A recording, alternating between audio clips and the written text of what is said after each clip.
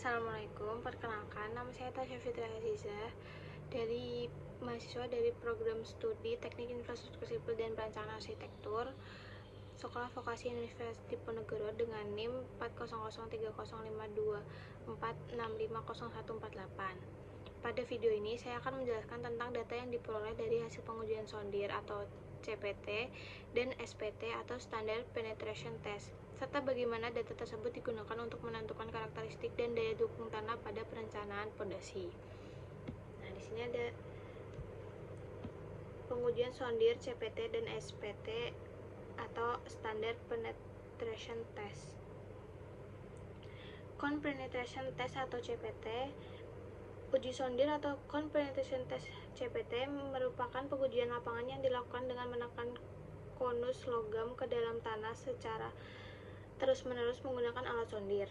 Dari hasil pengujian ini, kita memperoleh beberapa data utama, yaitu yang pertama, ada tahanan ujung konus atau QC, yaitu tahanan tanah terhadap ujung konus. Yang kedua, ada gesekan selimut atau FS, yaitu tahanan gesek di sepanjang batang konus. Yang ketiga, ada perbandingan gesek atau friction ratio atau RF, yaitu perbandingan antara FS dan QC dalam persen. Data tersebut biasanya ditampilkan dalam bentuk grafik QC dan FS terhadap kedalaman. Nah, di sini ada grafik sondir. Dari grafik inilah kita bisa mengidentifikasi lapisan tanah, menentukan kedalaman tanah keras, serta memperkirakan daya dukung tanah. Sebagai contoh, nilai QC yang tinggi menunjukkan lapisan tanah padat atau keras, sedangkan nilai QC yang rendah menunjukkan tanah lunak. Dalam perencanaan fondasi, data ini digunakan untuk menentukan jenis fondasi yang sesuai. Misalnya, fondasi dangkal atau fondasi tiang, dan untuk menghitung daya dukung ultimate atau yield.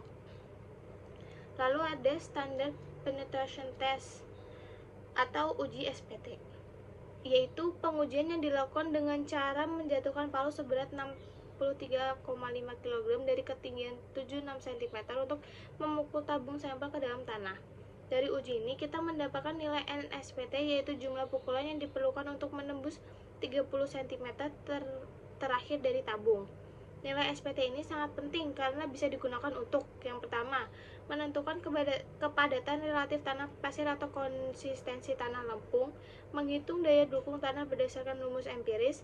Yang ketiga, memperkirakan penurunan atau settlement fondasi.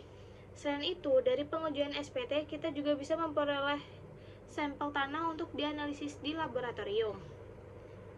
Jadi perbedaan dan kesimpulan secara umum yaitu perbedaan utama antara sondir dan SPT yaitu uji sondir menghasilkan data kontinu dan lebih akurat, sedangkan SPT memberikan data interval tiap kedalaman tertentu.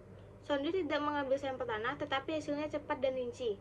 SPT memberikan sampel tanah asli, namun sifatnya lebih empiris.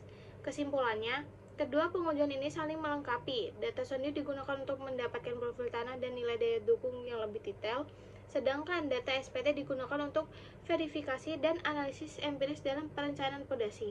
Dengan memahami hasil dari kedua pengujian ini, kita dapat merencanakan fondasi yang aman, efisien, dan sesuai kondisi tanah di lapangan. Demikian penjelasan dari saya tentang data hasil uji sondir dan SPT serta penggunaannya dalam perencanaan fondasi. Terima kasih.